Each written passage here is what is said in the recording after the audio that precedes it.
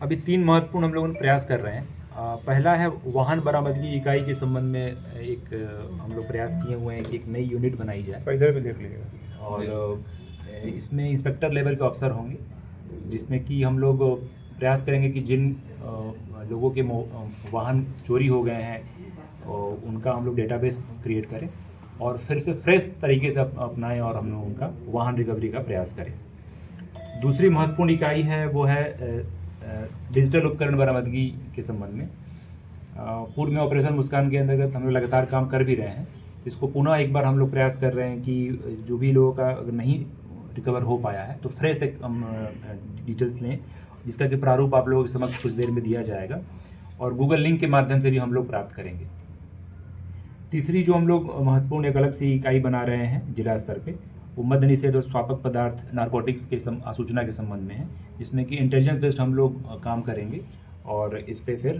कार्रवाई होगी। ये तीनों यूनिट जो अलग अलग बना रहे हैं हम जिला स्तर पे, ये इंस्पेक्टर लेवल के अफसर इसमें कार्यरत रहेंगे और एसपी सिटी और एसपी ग्रामीण दोनों अपने अपने क्षेत्र में इसको अलग से अनुश्रवण करेंगे। मुख्य उद्देश्य है कि जो भी बड़े अपराधी हैं उन तक हम लोग पहुँचें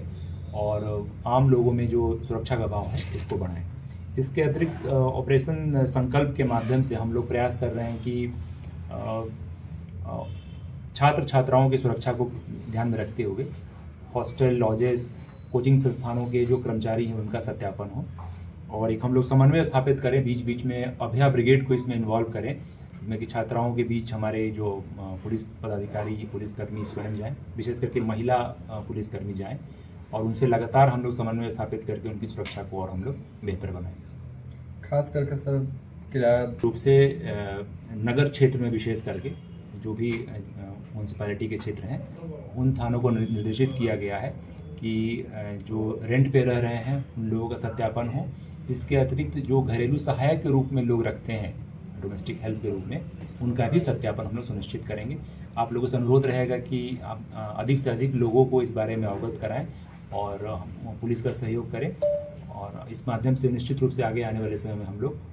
और कुछ सुरक्षा का जो भाव है उसको और बेहतर कर पाएंगे। बाइक चोरी की घटना भी सर बढ़ी है